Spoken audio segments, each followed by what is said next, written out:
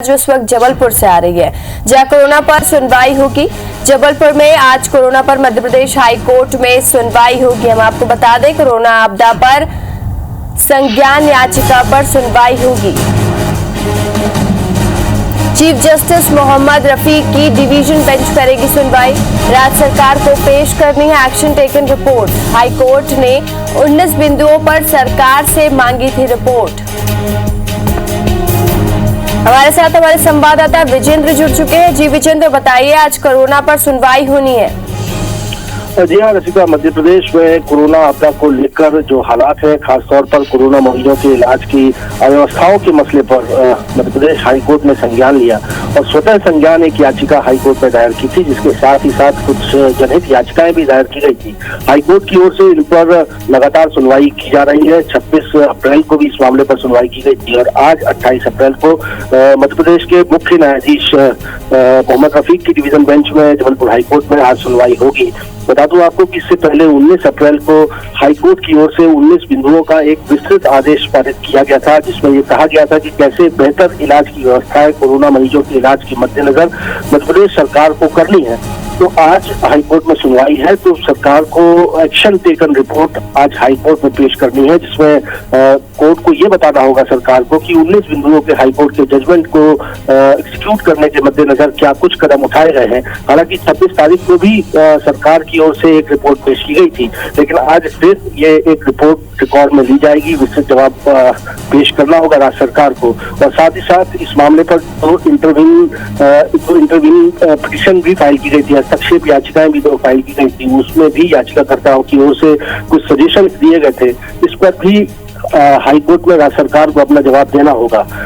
आज एक सुनवाई है, वीडियो कॉन्फ्रेंसिंग के जरिए चीफ जस्टिस की डिवीजन बेंच सुनवाई करेगी मामले पर और देखना होगा कि इस सुनवाई के बाद क्या कुछ दिशा निर्देश जबलपुर हाई कोर्ट की ओर से मध्य प्रदेश सरकार को दिए जाते हैं। रसिका जी विजेंद्र, ये बताइए कि जो 19 बिंदु है उनमें कौन कौन से अहम बिंदुओं पर फोकस किया जाएगा।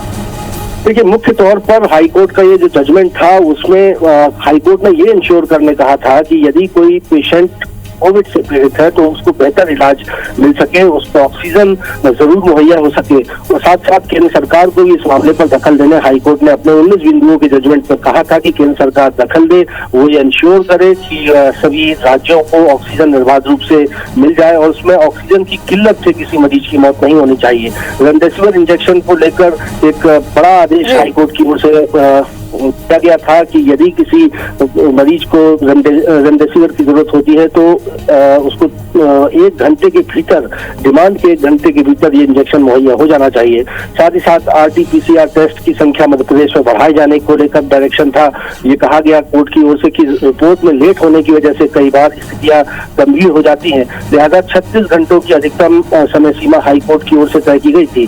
साथ ही साथ यदि देखें तो मध्य प्रदेश में जो पूरा इंफ्रास्ट्रक्चर है हेल्थ का, स्वास्थ्य विभाग में जो कर्मचारी हैं, उस पर हाईकोर्ट ने गंभीरता दिखाई थी, एक चिंता जताई थी कि स्टाफ की कमी मध्य प्रदेश में जिस तरह से है, जो स्वीकृत पद के मुकाबले जो मौजूदा पद है उनकी संख्या बहुत कम है। तो ऐसे में डायरेक्शन दिया था कोर्ट ने कि एक आपात स्थिति के तौर पर सरकार इसे ले और संविदा पर नियुक्तियां की जाए ताकि स्टाफ की कमी किसी भी तरह से कोरोना मरीजों के इलाज में आड़े ना आने पाए। इस तरह से देखेंगे तो 19 बिंदुओं के बड़े जजमेंट जो थे वो हाईकोर्ट की ओर से राज्य सरकार को दिशा निर्देश दिए गए थे। इनका लब्बो-लुआब यही था, इनका मकसद यही था कि मध्य प्रदेश में किसी भी तरह से कोरोना मरीजों के इलाज के मद्देनजर कोई अव्यवस्था ना होने पाए, उनको इलाज सुनिश्चित हो जाए, इसीलिए हाईकोर्ट की ओर से जजमेंट दिया गया था।